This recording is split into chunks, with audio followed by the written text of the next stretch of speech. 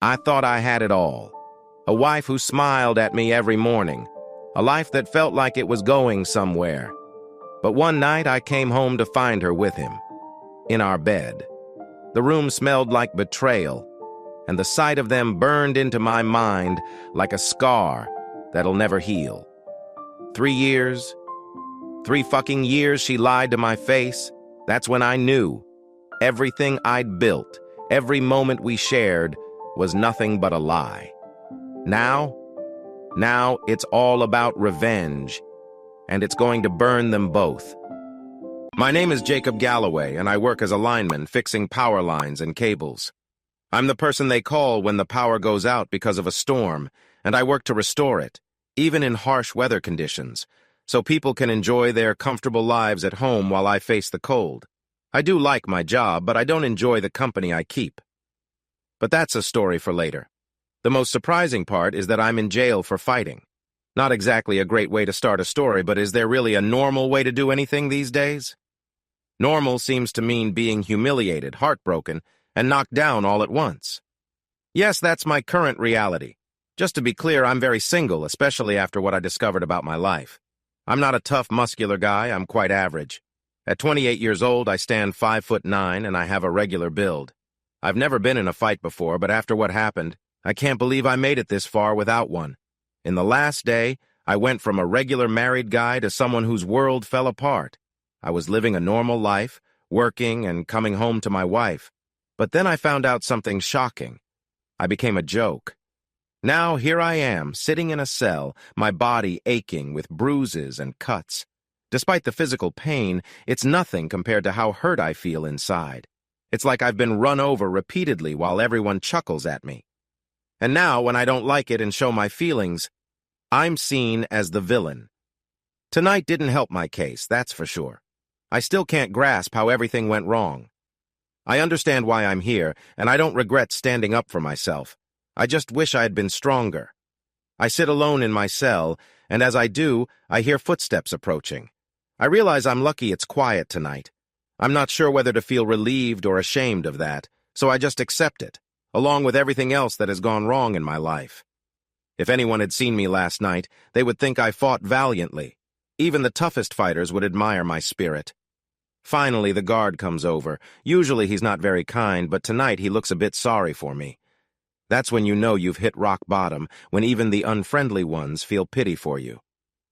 "Jacob, you posted bail," he says. I look up, my bruises evident. I wonder who helped me. For a moment, I think about staying in the safety of my cell rather than face the world outside. I know the news about me will spread fast, and everyone will see how much I've lost. I can't even hold on to my pride. Here I am, stuck with the reality of my situation. As I walked down the hallway, I was unsure of who I'd see waiting for me. But when I reached the lobby, I spotted him. My dad. His familiar smile always makes me feel better, no matter how dark things seem. "Hey, old man, how are you?" he asks warmly, and suddenly I am overwhelmed with emotion. All the pain I had held inside rushed out as my dad pulled me into a comforting hug. He drove 3 hours just to be there for me, even though I had told him not to worry. He's an Air Force veteran with so much strength and bravery, and here he stood, reminding me of happier times. "Dad?" I said, breaking down in his arms. He held me like he did when I was a kid, reassuring me that everything would be okay. "Dad, I'm so sorry," I managed to say, despite my earlier words about not needing him to come. He must have used his connections to help pay my bail. He always knew how to pull favors. "Let's get you home." I nodded, knowing that my home wouldn't feel the same without my wife there after everything that happened. The ride home was quiet. My emotions swirled inside me, and I didn't know whether to smile, cry, or be sick when I thought about her. Once inside my childhood home, everything looked smaller, almost as if time had shrunk the space. I hadn't been there since high school, and it felt like a different world. I took off my coat and collapsed onto the couch, staring at nothing. I questioned everything. Who, what, where, when, why, and how did this happen? Was it something I did or didn't do? Thoughts swirl in my mind like a wild storm, just a mess. My dad brings me back to reality when he opens a can of beer and sets it down beside me. He takes a sip of his diet soda. He's been sober for 15 years, and he's doing great. I think to myself that my dad is really amazing, and I feel proud of him. Then I hear him say, "Mom will be home soon. She went to the store to get something for you to eat. I think it's been a while since you had a good meal." I can't argue with that because my stomach growls in agreement. My dad gives me a kind smile. "You've had better days, haven't you?" he says jokingly. We share that inside joke, calling each other old man. I manage a smile when I reply, "Yeah, you could say that. I thought I told you I was fine." Dad just grins and says, "I know you said you were okay, but every parent knows that when kids say they are fine, they might be hiding the truth." "You're my son. My job as your father didn't stop when you turned 18. It won't end when you're old either. It ends only when I'm gone," he says. I take a deep breath, feeling grateful. Right now I feel less alone, and that feels good. "I love you too, Dad. Thanks," I say. He raises his soda can for a toast with my drink, then looks at me seriously. "So, what happened? Talk to me." This is the moment I have to dive into my story and share where it all began. My dad knows the basics about me, but you don't. So let me tell you about Jacob. Years ago, I was born in Lancaster, Pennsylvania during a thunderstorm. My parents were stuck there for a visit, but we lived at Dover Air Force Base when I was young since Dad was in the service. Many people outside Pennsylvania only think about Philadelphia and Pittsburgh, and the debate over what to call soda is never ending. But anyway, I was a regular kid with two loving parents, my dad, Simon Galloway, and my mom, Angela Galloway. My mom moved to the U.S. from Scotland when she was 17. She is still a beautiful woman, even in her late 40s now. Dad always says she's like a character from a fairy tale, red hair and all. She's about 5'5" with blue eyes. Mom is the type of person whose actions say more than her words. She has a heart of gold and strong determination. That's one reason my dad fell in love with her. Mom was raised by my grandfather, Michael Morgan, a hard-working man who ran the factories. Sadly, my grandma Lucy passed away when Mom was born. Life was hard, but Grandpa ensured Mom felt safe and loved. He taught her to stand up for herself and encouraged her to learn a lot. By the time she was 13, she spoke 3 languages. She visited family in the U.S. as a teenager and loved it so much that she convinced her parents to stay. She is both beautiful and strong. Mom didn't like the stereotype that redheads can't control their feelings, so she worked hard not to be ruled by them. She was usually kind but could defend herself if needed. My dad grew up in Baltimore, Maryland, where he had to be tough. He was the only boy around and fought off kids who teased him. He gained a reputation as someone who could handle himself. What many didn't know was that he learned from a retired boxer named Leonard Galloway, who helped him when he was 11. Dad never met his own father because he died in Vietnam. So, he was raised by my grandma, Sophia Connors. It was rare to see a loving relationship between people of different backgrounds back then, but love prevailed. By the time Dad was 17, he was strong and skilled in boxing. He could have gone pro, but trouble found him when he caught the attention of a dangerous man, Morris Jackson. Dad didn't want to get involved with Morris, who wanted to use him for muscle. When Morris attacked Dad, he dodged and fought back, but the situation ended badly. Morris was hurt and died from the fall. My dad ended up facing serious charges and had to make a choice: serve time in prison or join the military. He chose to join the military, which changed his path. Mom and Dad ran into each other at the courthouse. Mom was finishing her citizenship process, and Dad had just avoided going to jail by joining the United States Air Force. They met when he was on his way to boot camp. At just 17, Dad was heading there anyway. When they first crossed paths in the courthouse, there was an instant spark. Some might call it love at first sight, but Mom would often say he was just cute to keep things light. They chatted briefly in the hallway, sharing contact details to stay in touch. Mom sent him letters filled with love, and Dad said those letters helped him feel close to her despite the difficult times he faced. After his service, he returned home and proposed to Mom, holding her close in his arms. Many thought that was a quick decision, but their love lasted through the years. Eventually, they had me after Dad finished his time in the military. We moved to Lancaster after staying in military housing while Dad served in Iraq. Dad became a bus driver, and Mom took a job as a teacher. Now, back to me. I apologize for digressing sometimes. I was a regular kid who tried to avoid trouble. Like many kids, I sometimes found myself a target for bullying. When I say I was an easy target, I mean I seemed perfect for it back then. Many of the kids who tried to bully me stopped once I stood up for myself. Bullies often look for those who won't fight back or have backup when needed. But when someone they think they can push back fights back, it changes everything. I had my share of scuffles in school. I never quite understood why. I kept to myself, enjoying things like Star Wars, comics, and Warhammer 40K. For the most part, school was pretty uneventful. I did have a few bullies who would write mean things on my desk or make false claims about my family. It didn't help that I wore clothes from Walmart. Even though my parents taught me to dress neatly and comfortably, some kids made fun of me for it.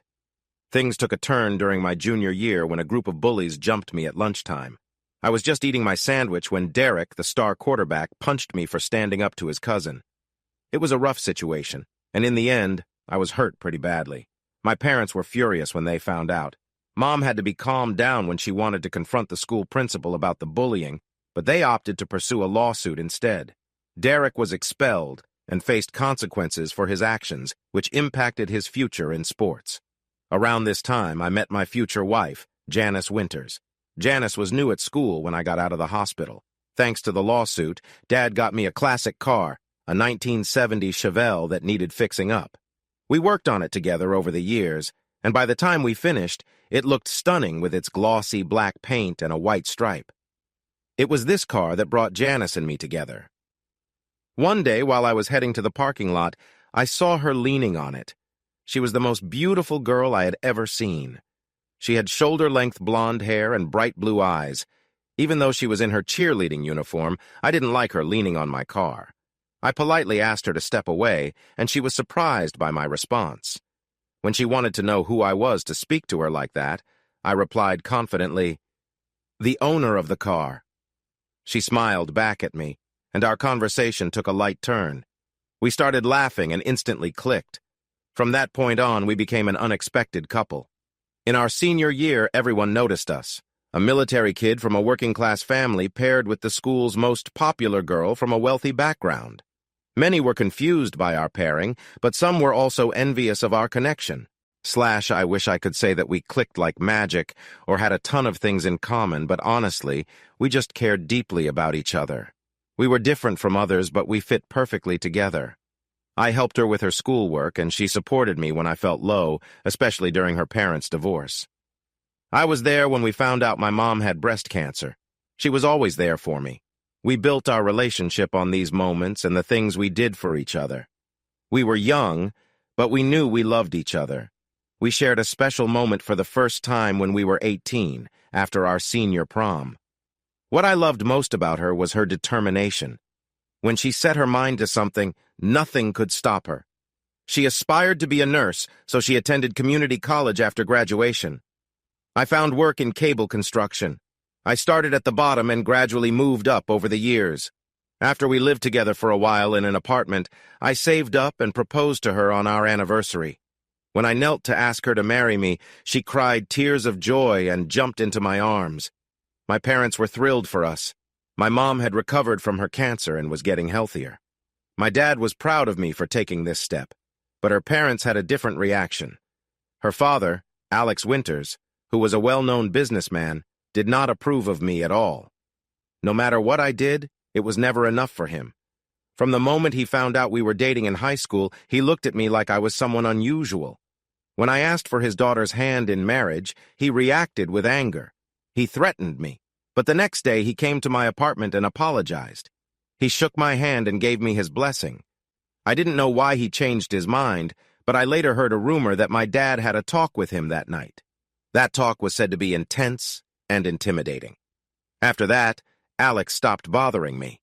He never spoke to me again, which I was fine with. Her mother, Marie, wasn't any better. She would insult me whenever she got the chance, calling me names and saying I was just a distraction for her daughter. Once, she even said this in front of my mother. Both women went to the restroom, and when they returned, Marie seemed a bit more respectful. I wasn't sure what happened, but she tried to be nice to me after that. What mattered most was that I was going to spend my life with the woman I loved. Our wedding was at 20, and it was beautiful. We held it at a local church with family and friends. I still remember how stunning she looked as she walked down the aisle in her dress, like a fairy tale. We bought a house with help from my parents. They insisted on paying for most of it. We made wonderful memories in that home. We enjoyed our time together there, sometimes even in the backyard. Our neighbors probably noticed us from time to time. As time went on, we grew in our careers. I became a foreman for the state, working on various projects, often responding to emergencies. Janice became one of the youngest and best doctors at her hospital. We both loved our jobs and always supported one another. Even though we received some stares from people when they saw us together, I was fine with it. I wasn't in perfect shape, but Janice remained beautiful, almost like a model. By 26, she looked like she had just graduated high school, if not for her confidence and work experience. There were tough times when work took its toll on us. Sometimes I had to work long hours during emergencies, and she had to attend important meetings. I shared my frustrations with her, but she reminded me that her position came with more responsibility. Despite everything, our love remained strong and meaningful. To keep our connection alive during busy times, we found creative ways to surprise each other. We sent little notes and thoughtful gifts to keep the spark alive until we were back together again. To say she was always seeking more would be an understatement. We had been together for 9 years and married for 6, and despite the occasional disagreements, our life together was wonderful. I didn't just share my life with my wife, I shared it with my best friend. We spent time together, talked about everything, and never kept secrets from each other. Over the years, our love grew stronger. Then one evening, I received the most important news of my life. After a long day at work, I came home at 11 at night, feeling tired. As I walked through the door, I saw her there, tears in her eyes, but she was smiling. "What's wrong?" I asked. Instead of answering, she hugged me tightly and whispered, "You're going to be a father." I couldn't help but tear up and smile. Me, the ordinary guy, about to have a baby with the most amazing woman. It felt surreal. I picked her up and spun her around in joy, showering her with hugs and kisses. When I finally set her down, she laughed and said, "If you keep spinning me, I might lose my lunch." We both laughed, thrilled at the idea of expanding our family. When we shared the news with our parents, mine were overjoyed and could not wait to spoil the baby. Her father was less enthusiastic, while her mother seemed happy, but looked at me curiously. Work also took an unexpected turn. One day I was called into the office of the regional director, Marcus Daniel. I assumed it was good news, maybe a raise or better benefits. But when I arrived, I saw a face I was not eager to see again. Derek Sanders. Seeing him made my stomach drop. He had kept himself in shape and looked even more impressive than before in a sharp suit. He smiled and extended his hand to shake mine, acting friendly because the higher-ups were watching. "Hey there. Long time no see," he said. I hesitated before responding. "Yeah, it really has." Then Mr. Daniels asked, "Hey, Jacob, Derek says you two were in school together, is that right?" I glanced at Derek, whose grin seemed overly proud. "Yeah, we met in junior year," I said. Derek jumped in, trying to sound nostalgic. "Yeah, we got into all sorts of mischief back then." I nodded, recalling the past but not wanting to dwell on it. Derek looked at me expecting support, but I decided to keep it light. "Yeah, that was ages ago. We've both grown since then." I noticed a flash of anger in Derek's eyes as I said that. Perhaps he remembered how I had once embarrassed him. As time passed, I finally asked, "So, why are you here?" Derek grinned. "Well, you're looking at your new regional manager." I was shocked. "What? Really?" "Yes, I know we're not friends. Back in high school, I was a real pain. I got sent to military school and it changed me. I've studied hard and earned my degrees. This is home, and it feels right to come back."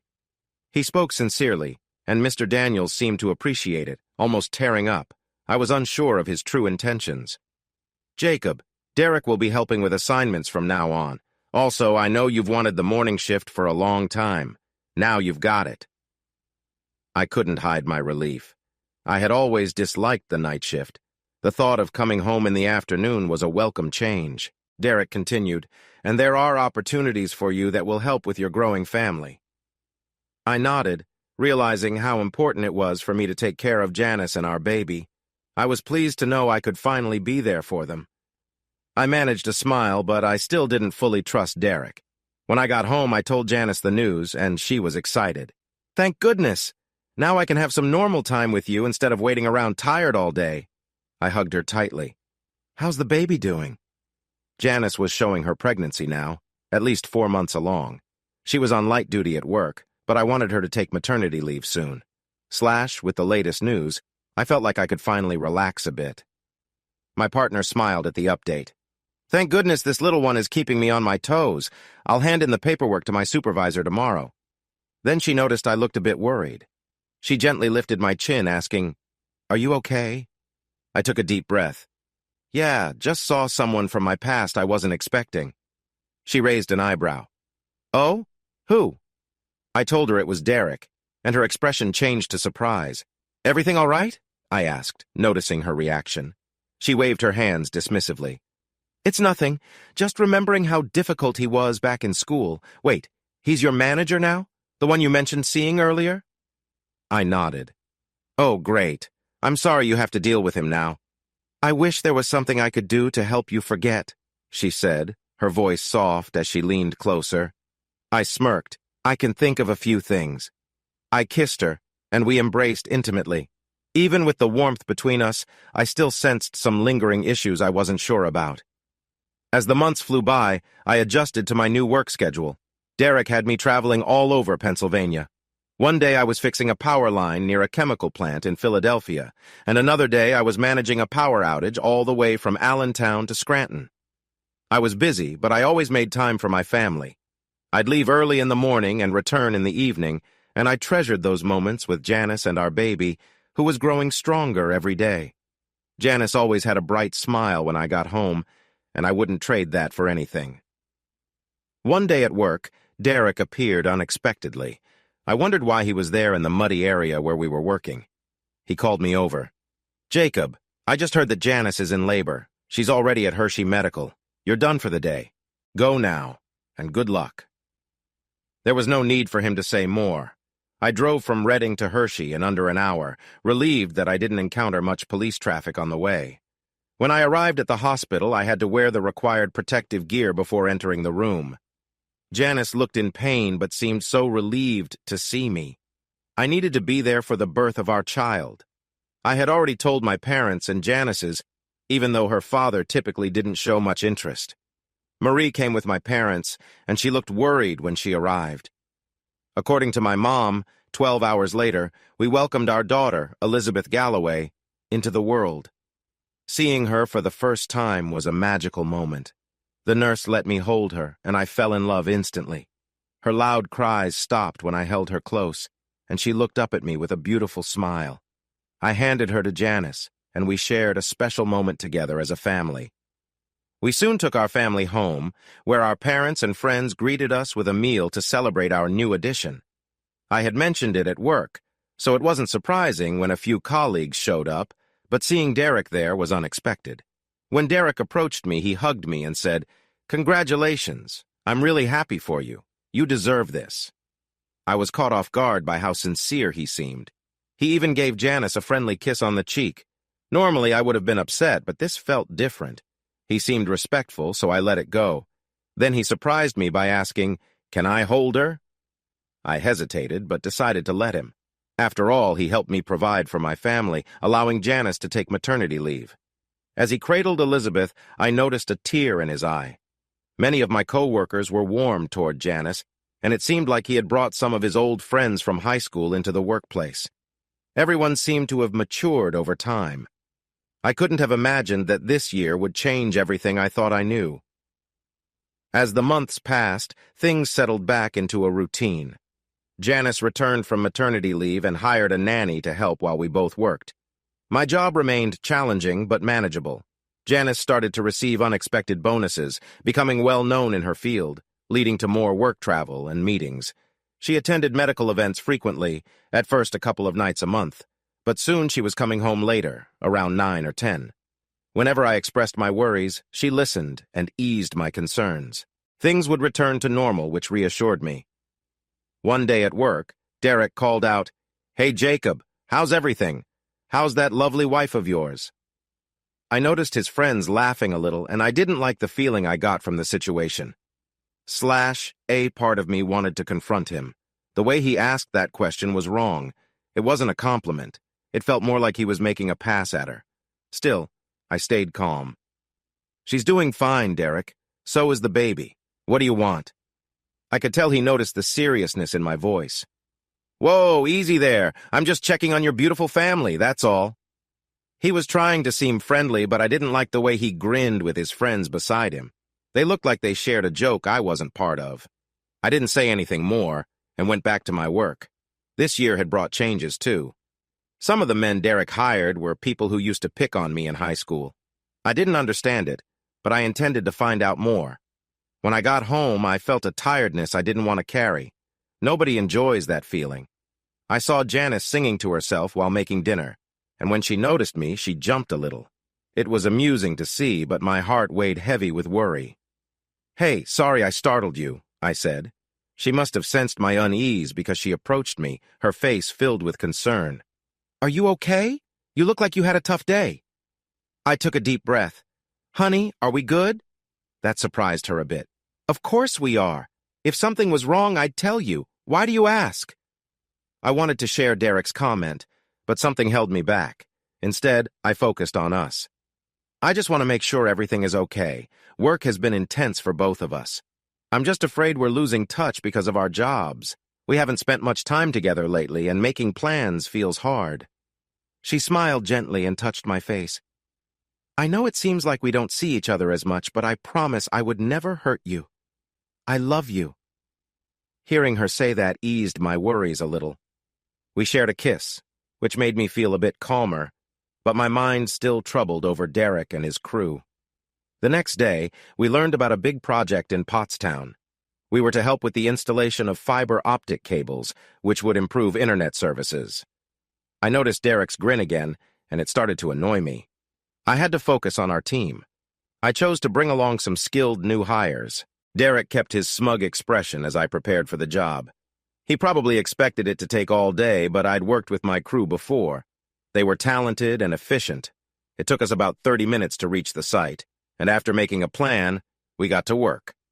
Normally, a job like this would take 8 hours, but we completed it in just 3. When we finished, we congratulated one another. Those of us in cable construction know that working 6 miles of fiber means a good payday. Great job, everyone! Go home and enjoy some rest, I said. We completed it well, making a name for ourselves. I marked the job as done and sent the report to management. Now I just wanted to get home to a hot meal and relax with Janice. Since I finished work early today, I wanted to surprise her with something special. It wasn't any particular occasion, but I decided to stop at a store. It was usually late before I got home, but today I would be earlier than expected. I picked up her favorite organic apple juice and some peanut butter cups. I also found her favorite movie, Hook, with Robin Williams. We both loved it as kids, and I remembered her tattoo of a hook, which she joked was for me.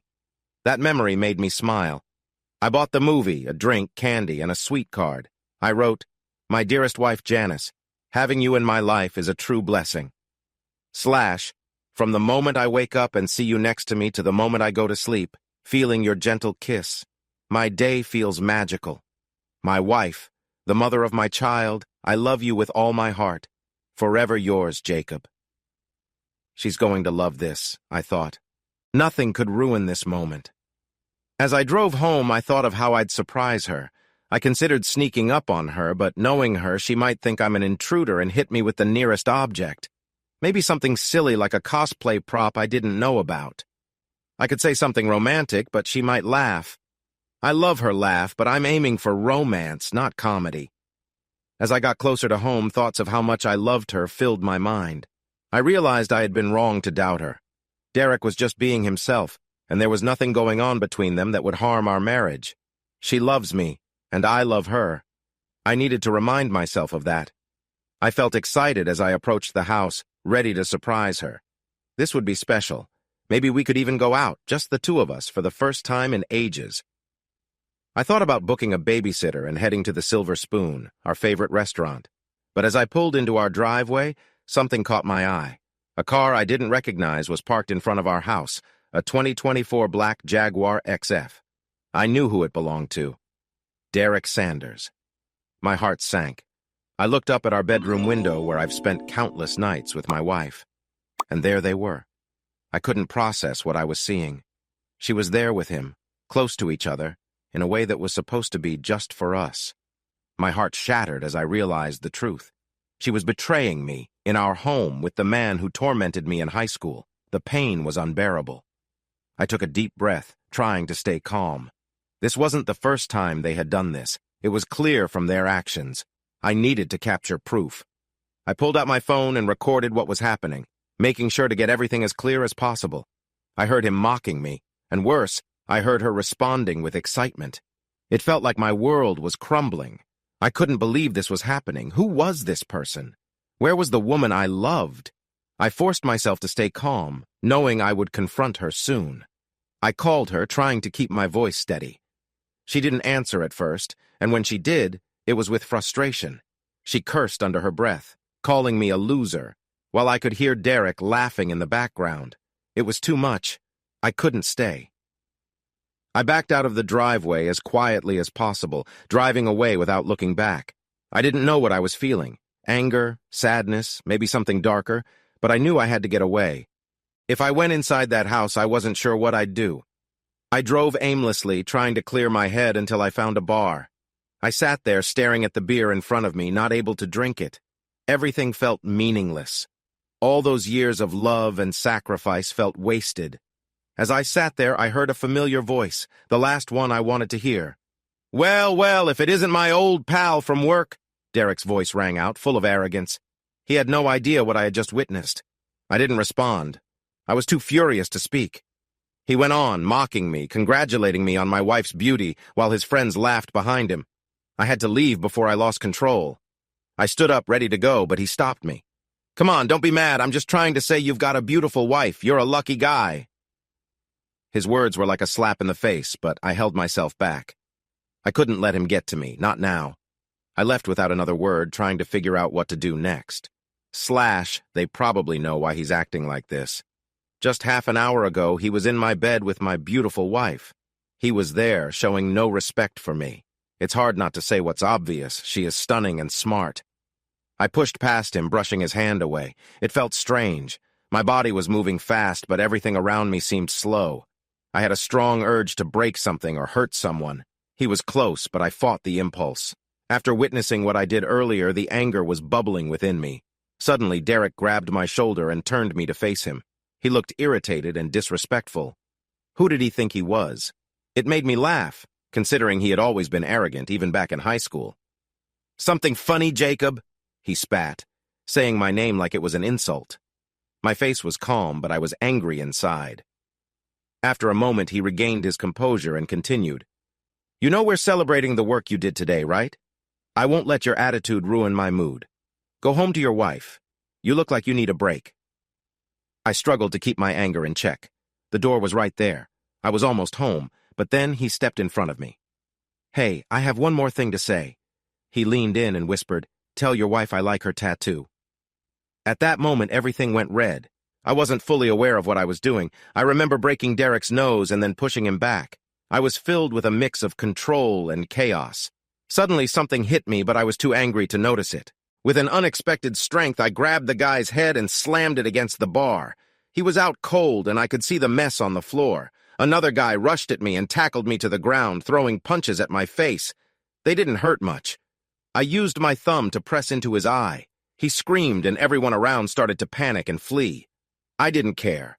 I could hear Derek's voice struggling through what I had done to him, telling someone to hold me down. Then I felt punches, one to my ribs, another to my face. He stepped closer, sneering. "Not so tough now, huh? When I'm done here, I'm going to tell your wife about this." His words felt like a punch to my gut. I couldn't believe it. I had thought my life was good, but suddenly everything seemed fake. Before I could react, I kicked the guy behind me, breaking free. I pulled Derek down hard and then dealt him another blow. Without thinking, I grabbed a bottle and swung it at a guy who came up behind me. The glass shattered, and I slammed him onto a nearby table. He was out of the fight. I saw Derek approaching with a chair, but I knocked him to the ground, leaving him breathless. Then I started hitting him. The first punch made a sickening sound, and the next felt satisfying. With each punch, I thought about all the lies I had been told. The trips and late nights she had said were for work. They were all for him. Anger filled me, and I punched harder, feeling tears on my face but refusing to sob. I wanted to yell at him. Why did he do this to me? What had I done? As I hit him, I felt someone grab me, stopping me from delivering another blow. I was about to be angry at this person too, but then I heard a familiar voice calling my name. / Jacob, please stop. You need to, or you might really hurt him. And you don't want that on your mind, I promise. Wait a second, I know her. Jackie. Jackie Summers was a retired airman, just like my dad. She's a really nice woman from South Carolina with a big heart. She has a fit body that catches everyone's eye. What they don't know is that she has been through a lot.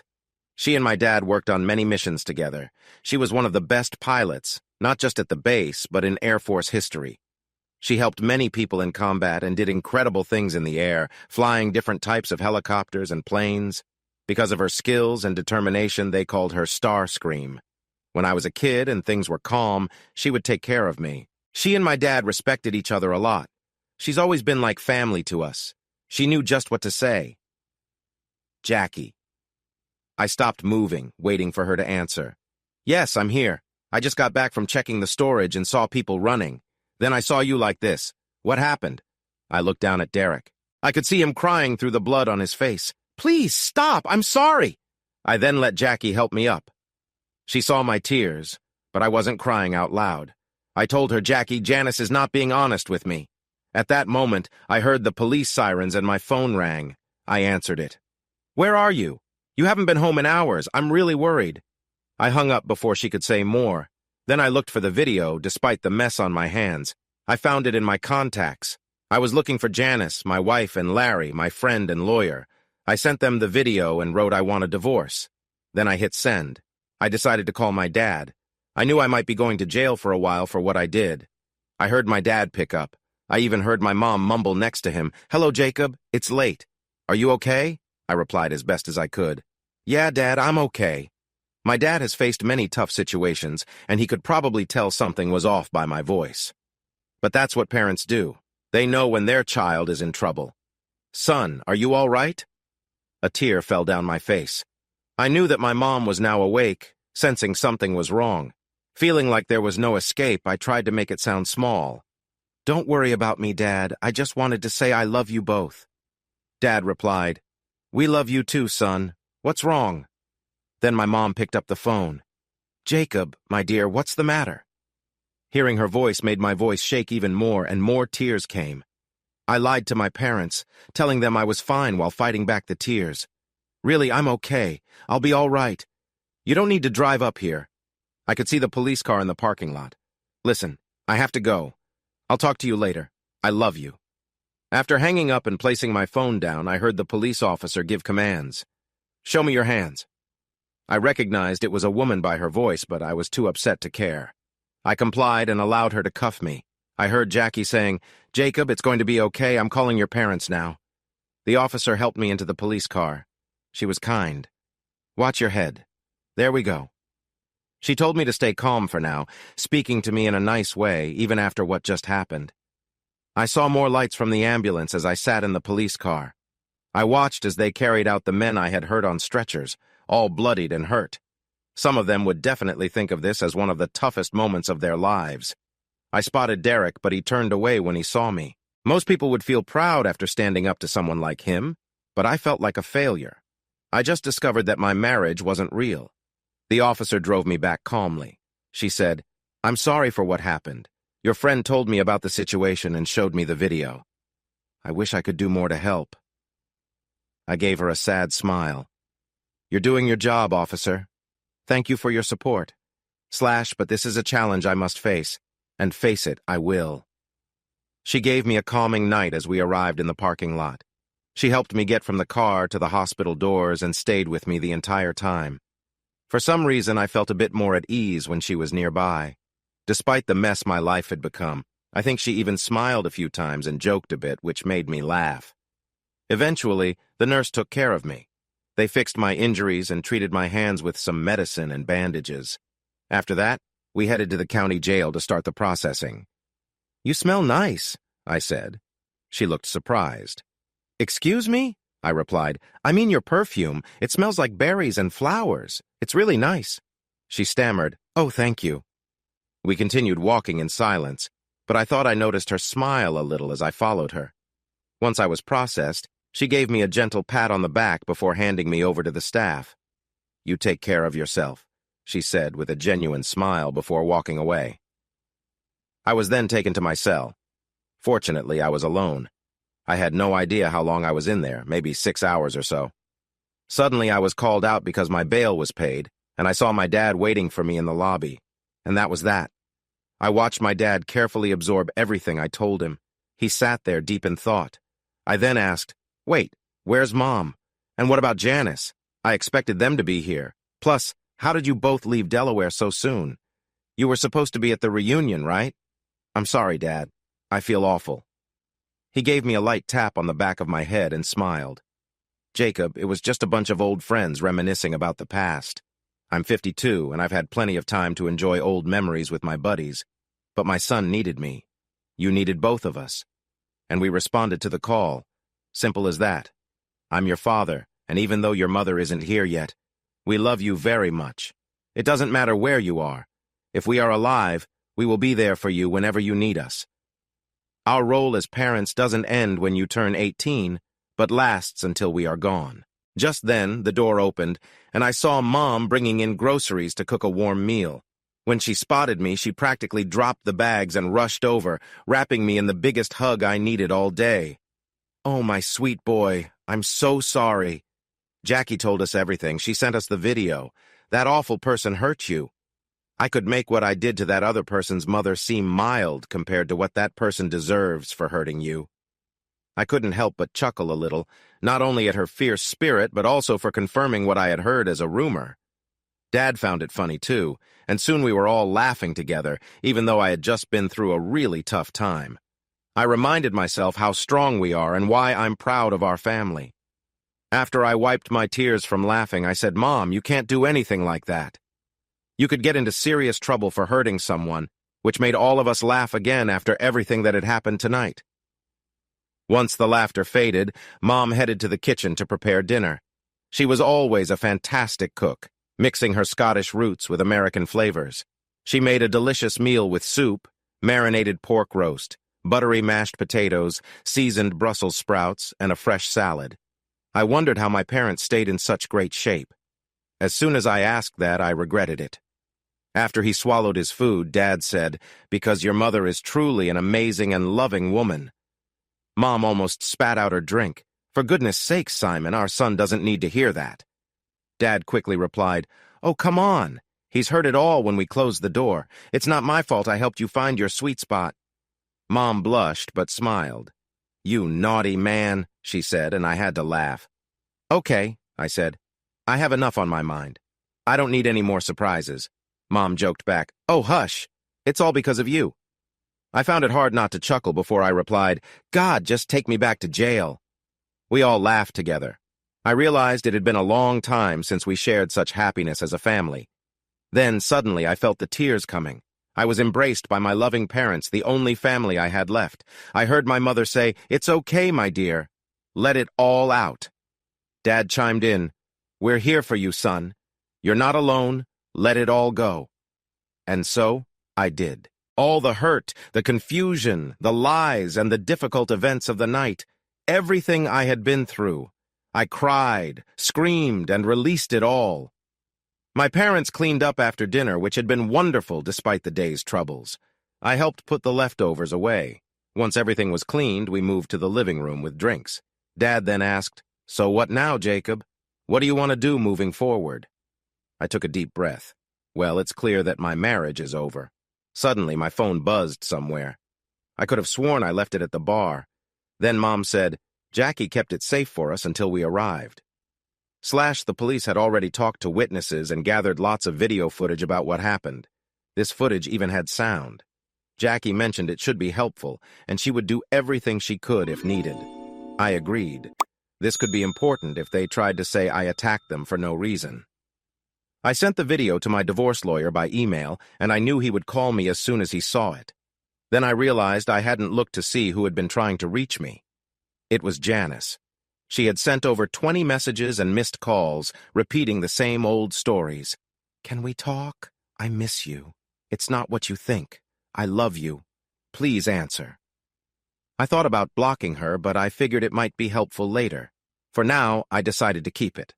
I planned to get a new phone with a different number the next day. Both my parents agreed. I then said, "What I don't understand is why this happened. It makes no sense. We were happy together. I thought everything was great." Mom chimed in, "Jacob, it doesn't matter. Even if something was off in your relationship, your wife should have let you know instead of keeping it to herself. I know you don't like it when I flirt with your dad, but I love him. After so many years, I care about him deeply. She might say she loves you but still have feelings for someone else because she's afraid or something. That's unfair. A husband and wife should both connect deeply and explore things together in a way that builds trust and respect. Don't let her say things like, 'I love you this way.' It's different." I chuckled a bit as I imagined Mom mimicking Janice, but she was right. I could look at my actions, but I shouldn't be the only one at fault. "You're right, Mom. Thanks," I said, and she gave me a warm smile. "Of course I'm right. I raised you after all. I better be right." I felt grateful to have my parents with me. What Janice did was not just hurtful. It was selfish and wrong. When everything settled, Dad said, "Jacob, tonight we'll rest. Get as much sleep as you can. Tomorrow we'll prepare for what's ahead. It may not be a battle like I've seen, but it will still be tough.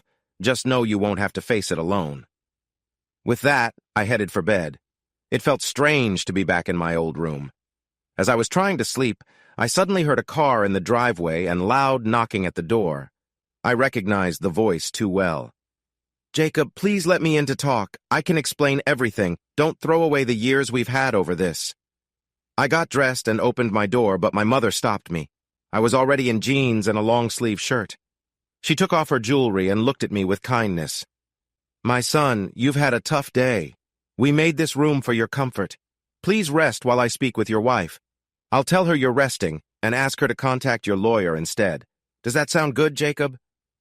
After thinking for a moment, I decided I didn't want to deal with her right now. "Yeah, Mom, that's fine." I saw her smile, a smile that had comforted me many times before, letting me know everything would be okay. I let her handle it and finally allowed myself to sleep, which I had been missing since this whole situation began. As I closed my eyes, I wondered about the next day, my job, my team, and what would happen to me and Janice. I pushed those worries aside, feeling ready to face whatever was coming. Meanwhile, Angela arrived at the front door, her expression serious and calm as she put on her gloves. Angela is a strong woman who knows how to handle herself. She has learned to defend herself well over the years. Many have underestimated her strength, only to be taught a lesson they wouldn't forget.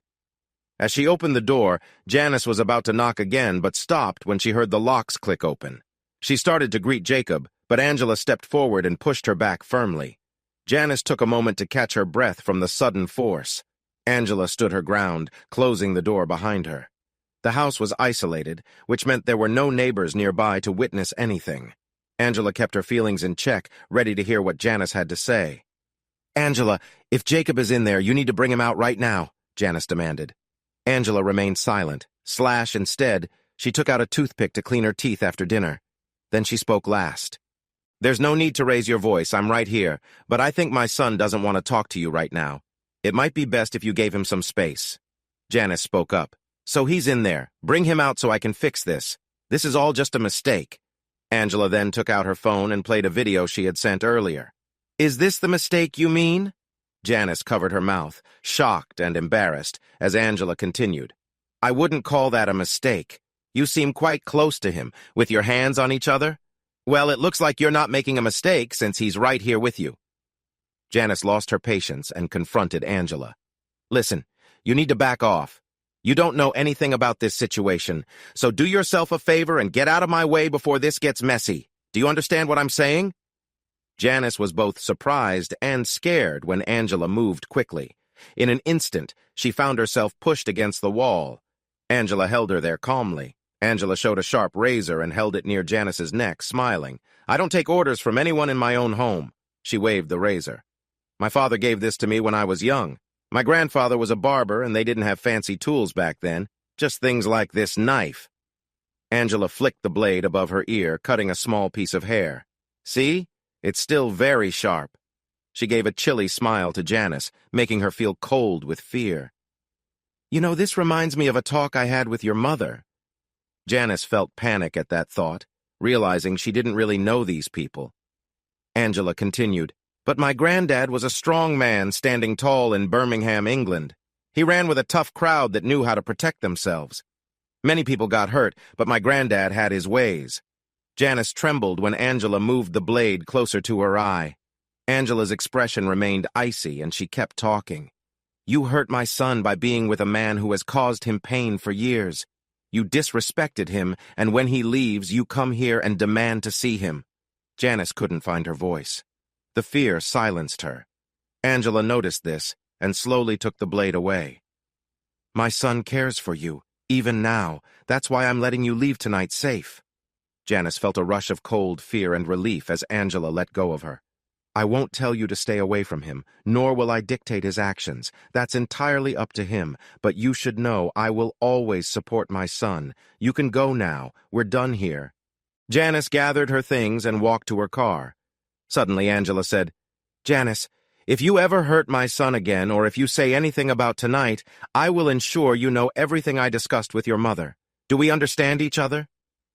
Angela made sure Janice noticed the razor shining in the moonlight. Janice nodded and quickly drove away. Angela smiled, pleased, as she walked back inside. Simon was waiting for her. So, how did it go? Angela began to take off her coat. Simon admired her, still enchanted by her after all these years. I believe the issue with Janice will resolve itself. I think she understands how she hurt Jacob and knows it's best to give him space until the divorce is final. The message she sent Jacob seemed more about doing the right thing than anything else. Simon smiled, knowing how much they both cared for their son. Angela returned his smile. Yes, just a little nudge in the right direction. They shared a quiet moment as she lay beside him. Simon, our boy is hurting. I wish I could take that pain away. He didn't deserve this. Simon nodded. No, he did not. Slash and things were going to get tougher for him. But he wouldn't be alone. We'll be right there with him every step of the way, Angela said as she leaned in to kiss her husband. I love you. Simon kissed her back, feeling the warmth in her eyes. I love you too. You're so beautiful. They shared tender moments together before resting for the challenges ahead for their son. Back to Jacob. I woke up in the afternoon really late. I must have slept heavily after the night before. I looked at my phone and saw messages from Janice asking to talk. Then I noticed they had stopped early in the morning. Whatever. I had a busy day. I stepped outside my room and was greeted by the delicious smell of eggs, bacon, turkey, and topped-off pancakes. Someone must have slept in, I thought as I heard my mom's voice in the kitchen. My childhood came rushing back as I smiled at the comforting sense. I had a reason to sleep in. My dad had teased my mom earlier, and she had blushed but seemed happy. Jacob, come talk to me outside while your mom cooks, he said. We went outside into the beautiful late fall morning. The leaves were bright shades of orange, red, and brown. I knew this conversation would be important, especially after everything that happened. I was going to need all the help I could get. I talked to a lawyer about what happened last night, my dad said. You and Jackie will meet him later today. He's coming from Philly, but Jacob, you need to be prepared. This might lead to serious troubles. If things go badly, jail could be a possibility. But remember, no matter what, your mom, Aunt Jackie, and I will support you, he continued, as I felt tears come. I told him, I love you too, Dad. We both took a moment to gather ourselves. I then mentioned my divorce attorney, Clark Duncan, who I knew from high school. Tall and strong, he had gone into law after experiencing a tough situation in his own life. His mom had hurt his dad during a divorce, and despite clear signs of cheating, his dad lost custody. It ended very sadly. Clark decided to become a family lawyer so that fathers could have a fighting chance in difficult custody cases. After telling my dad about Clark, we arranged meetings for later. At 1, we would meet the lawyer from Philly, and at 3, we would see Clark. When 1 o'clock arrived, we met at a diner. The lawyer was shorter than most, and his name was Lucas Richards. "I understand you had a situation at the bar," he said, looking shrewd yet friendly. I took a deep breath as I recalled what happened. "Yes, that's right." He smiled, as if reassuring me. "My goal is to help you through this without any problems on your record." He reviewed the information provided and said, "I have witness testimony saying you were trying to leave. I also have a statement from Jackie." Lucas then added, "I'll find a psychologist in Baltimore for an evaluation on you. You might have a case for self-defense. It seems like the stress you faced overwhelmed you. You weren't yourself for a moment." "You will go to trial, but I believe you'll come out okay," he assured me. "The trial starts in 3 months, so there's time for everyone involved to prepare. However, it gives me time to learn more about the people involved and prepare for the court. I heard you're going to see Mr. Clark soon." "Yes," I nodded. I felt a bit better. "Good luck with your case, sir." I asked if he had anything that might help us too. "Please share what you find." "Sure thing." We shook hands, and my dad and I headed to see Clark. As we drove, Dad started to talk. "Jacob, you know your mother and I love you. But this situation is going to be tough on you. I want you to join me at Mickey's. Mickey's is a classic gym in our area. It keeps kids busy, and it's where some of the best fighters train. Many famous fighters have trained there. Jacob, do you know why your mother and I go to the gym?" I looked at him and said it was to stay fit. "I guessed you want to be here for a while, and I want that too. That, and it helps keep me awake at night when you're out late." Dad paused and smiled, likely amused with himself. "I'm not going to lie. That's one of the perks of being in your late 40s. But that's not the main reason. It helps keep us grounded." I was confused, so he explained. "Son, we love you and will do anything for you. But before you were born, your mother and I were tough people. We've seen the world differently and acted on it. We've dealt with our fair share of trouble. We hoped that part of us stayed behind, but after what happened the other night, we realized we were wrong. Jacob, you lost control that night. It was understandable, but you nearly harmed those guys. If they hadn't done what they did to you, I would have been really upset with them. But neither your mother nor I want you to become like us. We don't want you to feel the weight of taking a life and living with the memories that come with it. Training at the gym won't just keep you in shape, it's to help you avoid becoming like us. We care too much to let that happen." I was surprised by this. I knew my parents had strength, but this was a lot to take in. Still, Dad was right. I did lose control. If Jackie hadn't been there, I might have hurt Derek. He may not be a good person, but he's not worth losing my freedom over. "All right, Dad, I'm in. When do we start?" Dad smiled and parked the car, then opened the door. "After we talked with your friend, I looked up and saw we were in his parking lot. Clark's practice was right next to his office. His wife, Sheila, works as his assistant. She used to be military police, but moved to help her husband after her service. Not many women go into private work, but she was well suited for it. They lived in a 2-story house with 3 bedrooms, connected to Clark's office for convenience. As we walked in, Sheila greeted us. "Hey, Jacob!" She hugged me after hearing what happened. She and Clark had been busy getting my case ready. He must have jumped into action when he learned about it. He's dealt with similar situations too many times and knows that having information early makes a difference. Sheila welcomed my dad, and we headed to Clark's office. Seeing him was still something I needed to adjust to. His strong, tall presence reminded me of a video game character. When he spotted me, he quickly left his desk and wrapped me in a hug. "Jacob, I'm really sorry this happened to you. The video you sent must have been tough to watch." I gave him a sad smile. "You should try being the one recording it." He frowned and hugged me again. He introduced himself to my dad, and with my okay, they talked openly. I shared about my relationship with Janice over the years, Derek and his team bothering me at work, and what happened that night at the bar. I asked Clark to give any helpful information to my other lawyer, Richard. He nodded and agreed. "Wow, I see why you were caught off guard. There was no warning from her, and she didn't communicate any issues with your marriage. She just chose to cheat. That gives us something to work with.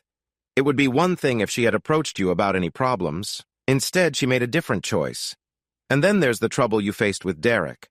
I remember him from high school. He wasn't pleasant back then, and it seems he hasn't changed. We could address that too." I was puzzled. "What do you mean go after Derek? He's the one who could get me in a lot of trouble." Clark smiled. Since you asked me to share information with Mr. Richards, I'd bet he has some good advice for you. I nodded slowly. He smiled again. If we handle this correctly, we can argue that what happened that night was in self-defense, and it could help if Janice tries to use this against you in the divorce. Now, let's talk about Janice. I took a deep breath before he went on. I had a feeling this was going to be more difficult than I wanted it to be. You have a strong case for cheating. Recording everything was a smart move, even though it was tough for you.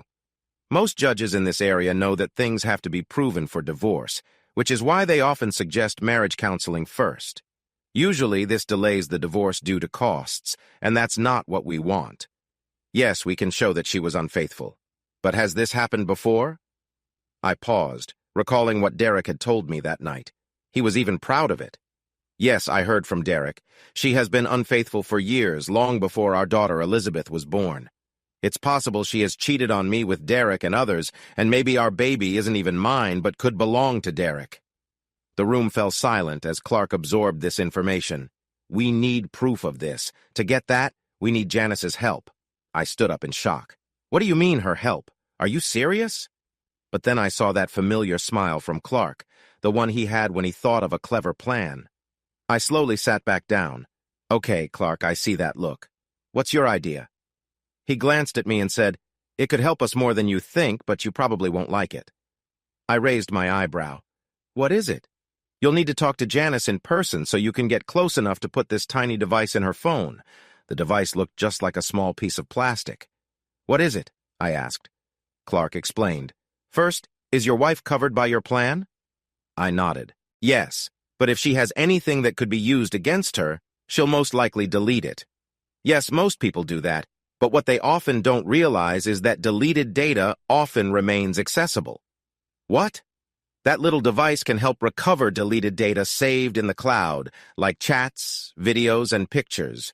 Plus, it can get around the phone's password. You'll find the instructions with it. If you can manage to get to her phone, you can gather evidence. Once you send the texts to me, it should only take a few minutes to get a year's worth of data. The longer that device stays on, the more evidence it collects, which can be useful in court. Clark looked at the small device. Clever, right? I got this from a person who used it himself during his divorce. His family wasn't fond of him, and he used devices like this to gather evidence against them. He even showed the evidence at a gathering, which was quite a form of revenge. But back to the point, you need to get it into her phone. Is there a way you can meet her? I thought for a moment. She's been calling my phone non-stop since last night. I ignored her, but I could reach out to her. I want proof of her messages. Most likely she's deleting them. I could put the device in her phone and then access her texts and call logs. Since it's my phone and not hers, there aren't any privacy violations. Then we could use what we have gathered for the divorce, Clark added. And if it turns out she has done more than she claims, she's in big trouble. The judge could overlook the request for marriage counseling if things are serious enough. We all nodded in agreement. With that, we shook hands, then my dad and I left the office. On the way home, I felt like a weight had lifted off my shoulders. I was still hurt, but now I felt like I could take action. Once home, my dad and I changed for the gym. I had never been to one before, and my dad made me pay for it. We started with 15 minutes of cardio. I thought I wouldn't last past 5 minutes on the treadmill, but my dad pushed me through it. I still don't know how he did that. Next, we did some weight training for my chest and shoulders and spent time on the mat. My dad wasn't joking about how hard we were working. He didn't take it easy on me. By the end, after 3 hours, my whole body was aching. My dad asked if I was okay. I ended up running to the restroom right after he asked that. He couldn't help but laugh, and honestly, I couldn't blame him. I had never taken my health seriously, but it was time to start. Afterward, I looked at him with a hint of irritation, but then smiled. Good. That means it's working. As I headed toward the showers, I heard someone calling my name. I turned around and saw a woman approaching. She was tall, with a lovely face and blue eyes. Her skin was fair with a hint of something unique. Her dark hair fell to her shoulders, and she looked fit. She wore black leggings and a tank top, looking like a fitness model as she walked toward me. She stopped right in front of me and said, "Hey, I didn't expect to see you here. How are you doing since the other night?"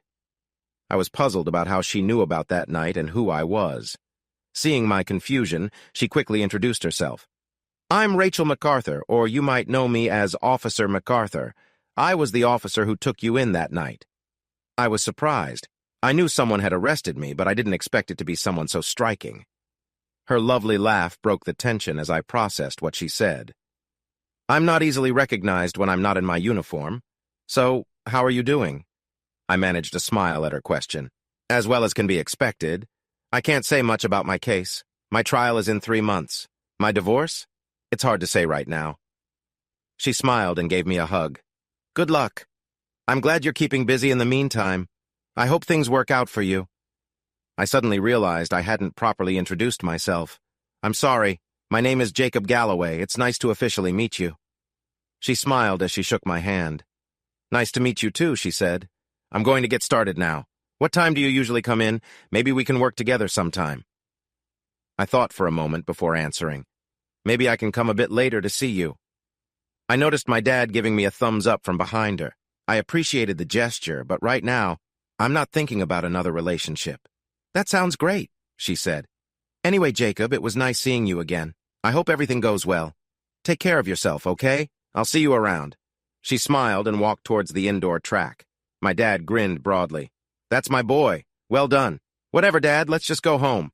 All right. He started the car and we headed home. Once we arrived, I went straight to my phone. Janice started calling again, sending the same messages about how much she loved me and that this was just a mistake. I ignored most of them and replied, we need to talk. 6 o'clock. Almost immediately, she texted back, thank you, baby, I love you. I ignored that too. Before I left, my dad stopped me. He handed me a pin. Put this on your shirt. It's got good recording quality. You'll need it in case she tries anything. I know you chose the park because it's public, but remember, it's a Wednesday. Not many people are around. Use this if she tries to say something untrue. Also, take this. See if you can swab Elizabeth's cheek without her noticing. Trust me, she'll use every trick to win you back. I hugged my mom, thanked my parents for everything, and then headed to the park to meet Janice. When I arrived, it was as Dad said, public space, but not many people around. I walked deeper into the park and saw Janice and Elizabeth sitting on a bench. As soon as Janice noticed me, she rushed over to hug me. I gently raised my hands. We came here to talk, so let's talk. Janice looked sad, but I pushed my feelings aside. I needed answers. We sat in silence for a few moments, then I spoke. How long? Janice started to tear up and said, maybe we can work through this. We could see a therapist. I love you and I realize how much I've hurt you. I'm so sorry. I wish I could take it all back, but I can't. While she cried, I kept my face calm and asked again, how long? When she finally stopped crying, she said, 2 months. I suspected she was lying, but I didn't say anything. I walked over to hold Elizabeth as we looked at the sunset. She leaned on my shoulder without noticing the swab in my hand. I quietly collected a sample from Elizabeth's cheek and stored it away. Then I put Elizabeth back in her stroller and asked Janice for her phone. I don't believe you. I saw the hurt in her eyes, but she handed it to me. Just as Dad said, she deleted all her pictures and messages, but she didn't notice the small device hidden under my sleeve. I pretended to browse her phone while secretly installing the device. When I heard it click, I knew it was in. I returned her phone and we sat there quietly. I felt my phone vibrate. Clark was confirming he was now linked to her cloud, collecting what he could from the phone I had bought. I didn't plan to get back with her, but I still had questions. Why did you do it, Janice? Why him? She paused. I don't know, he was just different. I replied, so let me get this right. You brought a guy I dislike into our home and made choices that hurt us because he was different. You need to do better than that, Janice. She cried hard before she could speak again. I felt neglected. I loved you, but our relationship got predictable. You were great, but I wanted something different. I nodded, remembering how things had been good before. If it was so good, why didn't you talk to me? Her response came through tears. I don't know, I wish I did. Then I asked her, how did you and Derek meet? She replied, he was at an event for one of our investors. He was charming and I was vulnerable. We were chatting at the bar, enjoying some drinks together. He told me I had impressive qualities and that I looked nice. As we talked, he moved a bit closer. He rested his hand on my leg gently and eventually kissed me. After that, we went to his hotel room, and that was the start of everything. I sat there listening to this woman I thought I knew share stories I never expected to hear.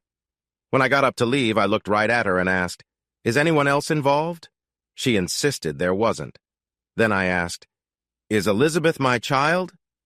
She raised her hand to hit me, but I caught her wrist. I told her not to give me a lecture about loyalty, especially after what she had done. She had chosen to be with another man, and I reminded her of our commitment to each other, what being married truly meant. I told her I wanted a divorce. If she had questions, she could talk to my lawyer. I was offering her and Elizabeth a month to stay in my parents' house, which was in their name. That meant the house wouldn't belong to her no matter what happened. She stood up, refusing to accept the divorce. "I will fight this," she said, frustrated. I stepped closer, my anger clear in my eyes, and it stunned her. She sat back down. "A mistake?" I questioned. "Leaving your wallet at home is a mistake. Cheating is a choice." I wanted her to understand the seriousness of her actions. I couldn't tolerate this situation anymore. She had the right to fight it, but I warned her that I could make the process tough. I felt deep pain knowing she had been with someone else, and it hurt me to think about it. I turned away from her and said goodbye, telling her I'd see her in court. When I got home, I received a text from Clark asking me to meet him in his office. I went over quickly. When I arrived, he had a look of concern on his face. "You did a great job on the phone," he said while I sat on the couch. "My tech got some bad news. Do you want me to stay with you for this?" I shook my head. I would handle it alone. He assured me my divorce should go smoothly. While he opened the door, Sheila came in. She rushed over to hug me, clearly worried. She said she and Clark were there for me and that I was like family. I thought about how I had set them up on a blind date, which turned into a wonderful relationship. Even though my marriage was falling apart, I felt happy for them. After they left, I opened my laptop and found a disturbing collection of texts and videos that revealed things I never knew about my wife's past. It was a painful discovery that highlighted how little I knew her. Over the next few months, I focused on working out and training rigorously, using my pain as motivation. I transformed my body, losing over 100 pounds and getting in shape. During this time, I grew close to a woman named Rachel. She had an interesting background and became a motivating force in my life with her healthy habits. As I learned more about her family, I found that we shared similar experiences, especially regarding our parents' pasts. Rachel's father was a former Army member who later became a cop, making an impression in his field. Her mother had a challenging background, which added to our connection as we bonded over our stories. The crew, had found themselves in trouble and didn't want to share the blame, so they decided it was best to remove her from the situation. What she didn't know was that her crew had set her up. Luckily, her father found out about the plan and managed to save her. Sadly, her crew didn't make it, and her parents were injured in the chaos that followed. While recovering in the hospital, her parents grew closer and eventually fell in love. One of those moments resulted in Rachel. When Alexis found out she was pregnant, Stephen proposed to her on the spot. Of course, she said yes. They had a simple yet beautiful wedding, surrounded by close friends and family. Alexis had to serve some time in prison, but she was released early so she could be there for Rachel's birth. Over time, they both turned their lives around. Her father remained a respected police officer for 20 years before retiring. He now works as a private investigator, helping with insurance cases and sometimes assisting individuals, but his main focus is running programs for at-risk youth. Alexis also gives back to the community by working with kids and serving as a social worker, helping those in need. Alexis once told me that her parents are still very affectionate with each other, often to the point of embarrassing her, and they both look much younger than their age. Her mother is often mistaken for her sister, and her father, despite being in his late 40s, is strong and athletic, standing tall at 6'1". I remember laughing the first time she told me this story, and I still smile when I think about it. I ran into her at the gym one day, and something unexpected happened. "Hey, Jacob, how's everything going with the divorce and trial?" she asked. I took a moment before answering. The trial was pushed to the end of the year, likely because the prosecutor needs more statements. My lawyer has been gathering information too, so I think it'll turn out okay. The divorce has taken longer than I thought, but we finally have a date set. I think it'll be quick once we start. Janice had been avoiding our first meeting for months, but I was ready to move on and find something new. It was at that moment I truly saw Rachel. I always knew she was beautiful, but this time I saw something more. Kindness and warmth I hadn't felt in a long time. "Hey, Rachel, I know this might be awkward, but would you like to go out with me sometime? Maybe grab coffee or see a movie?" Rachel smiled before replying, "Wow, that's a lot of calories for a cop, and you didn't even offer to take me to a donut shop." We both laughed. "Actually, I was going to ask you out if you didn't. Ever since I first saw you, I've wanted to. But I didn't want to push things given everything you've been through." Then she leaned in and gave me a quick kiss on the cheek. "I like comedies and buttered popcorn. Does Friday at 7 work for you?" I grinned. "Yeah, I'll give you a call. It'll be different now that I'm picking you up for a date and not just driving us to the gym." She smiled back. "See you later, big guy." For the first time in a long while, I left the gym feeling hopeful. The day of the divorce hearing finally arrived, and we were prepared. Janice sat on one side with her lawyer, and I sat on the other with mine. Her lawyer made his case. "Your Honor, my client understands she has broken her marriage vows, but she believes with the right help, they can work through it. They have a young daughter who deserves a stable home, and we believe marriage counseling is the best solution. He was good, but my lawyer, Clark, was better." The judge asked if we had anything to add. Clark stood up. "Yes, Your Honor. I would like to ask Mrs. Galloway a few questions." After a brief discussion with her lawyer, Janice agreed. "Mrs. Galloway, you say you've only been involved with Mr. Winters, correct?" Janice hesitated, clearly ashamed, but answered, "Yes, that's correct." Clark then pulled out a folder. "I asked the court to look at these images and documents I'm about to present."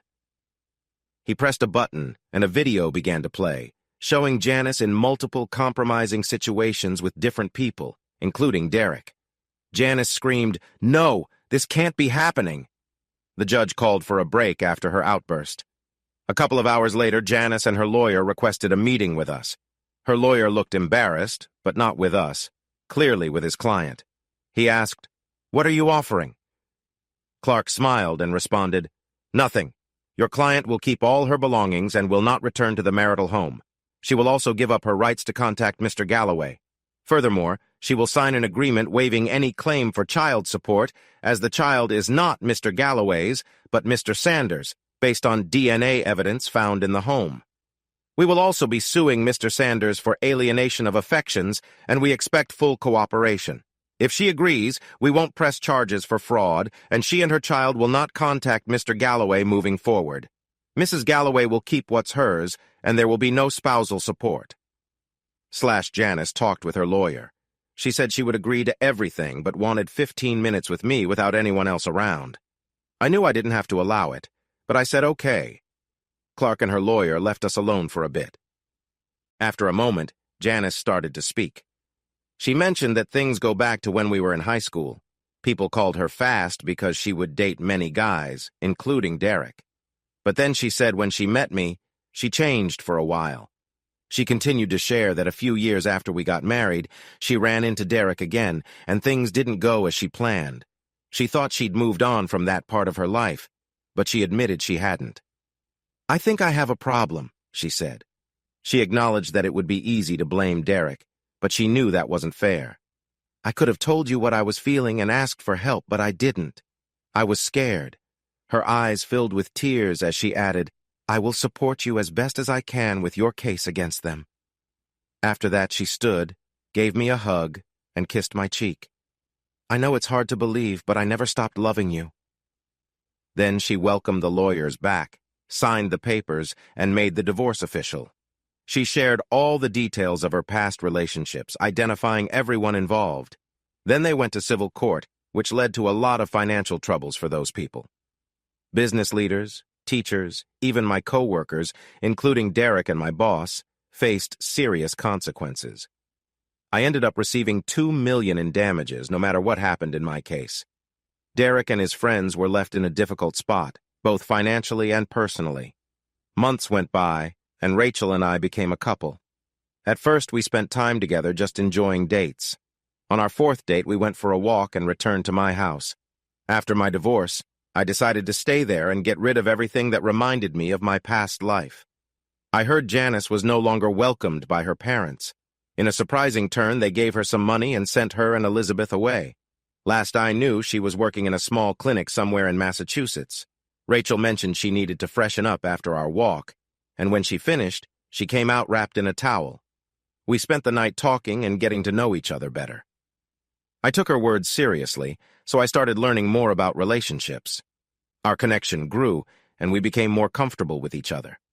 As time went on, we spent more time together during breaks and shared many moments filled with laughter and deep talks. We even met each other's families. By the end of the year, we had been together for 7 months and were in love. One day before she was heading to work, Rachel stopped me and promised to come back home safely. She smiled beautifully and said, "I love you too much to not return." I pulled her close and kissed her. "I love you too, Rachel. Thank you for being in my life." She smiled and replied, "You can't make me cry before work. What would the neighbors think?" I told her they could think whatever they wanted. I loved her, and she returned my kiss. After she left for work, I felt grateful for our relationship. When she returned, we continued to grow closer, enjoying our time together. Eventually, the trial started. The prosecution painted me as someone hurt seeking revenge, but with the help of witnesses and evidence showing my emotional struggles, the case didn't look strong. After 2 months during the closing arguments, the jury found me not guilty of all charges. The relief I felt was immense. Derek, who was back on his feet, glared at me angrily, but I smiled at him. I heard he had to move in with Janice and their daughter. I truly hope their child finds a better path than the one her parents took. We had a big celebration at our home. Both of our parents loved us very much. Rachel's parents appreciated me for caring for their daughter and being there for her. My parents admired Rachel for standing by me during my hard times and showing me what love really is. They shared a special understanding, as if they had a bond formed from shared experiences. Then, I decided to make an announcement. Thank you all for your love and support. I could not have made it without you. But tonight is not just about me. It is about the woman I love, without whom I would have felt very lost. I got down on one knee in front of a surprised and tearful Rachel. Her smile shined even through her tears. Despite the cold, I didn't mind as we stood by the warm fire. Rachel, you found me when I was at my lowest, when I felt broken inside, but you never turned away from me. You were there from the very start of my new beginning, helping me to rebuild my life. Your kindness kept me going, and you were one of the reasons I didn't give up. Then you gave me the greatest gift of all, your heart. I promise to treasure it and do my best to make you smile whenever you think of me. Because whenever I think of you, I feel emotions I thought I wouldn't feel again. Your love is something I value deeply, and it brings me happiness I want to share. I reached into my pocket and pulled out a small red box. I opened it to show a lovely diamond ring with the image of Saint Michael engraved on it, the patron saint of peacekeepers. Rachel, will you honor me by becoming my wife? Rachel jumped into my arms, showering me with kisses as she said yes with everyone. We were married 3 months later. At the wedding reception, it was Rachel's turn to speak. My dear husband, you have given me one of the greatest gifts, your love. I smiled at her and returned her kiss. Then she took the microphone. But my love, it's not just your love that means so much to me. I was confused but captivated by her joyful expression. The gifts you've given me will be here in 9 months. Everyone cheered. Our fathers smiled with tears in their eyes, and our mothers celebrated together, jumping with joy. I stood up and embraced Rachel, kissing her deeply. I love you so much, Rachel Galloway. She looked into my eyes and said, I love you more. We shared another kiss, filled with love. The next year, we had our first Thanksgiving as a family. Both sets of parents were there. There was an unspoken agreement that the men would stay out of the kitchen. The twins, Rebecca and Hector, were being loved and spoiled by their grandfathers.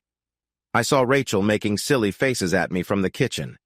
I mirrored her expressions, trying to make her laugh. Rachel decided she would step back from her job after the twins arrived. She had been a police officer since she graduated from the academy at 19, and now, at 28, She wanted to spend time at home with our family. After some changes at her job, the state appointed a new regional director, and I took a team with me from the project in Pottsville. We earned more than enough to support our family. And yes, the twins were tested for DNA, all at Rachel's request. I truly love this amazing woman. Finally, I could have something I never thought I'd find. A happy ending. /////. If you enjoyed watching this video and want to stay updated with our latest content, don't forget to hit that subscribe button and turn on notifications. You won't want to miss out on what's coming next. Thanks for watching, and see you in the next video with Queen Cheating Tales.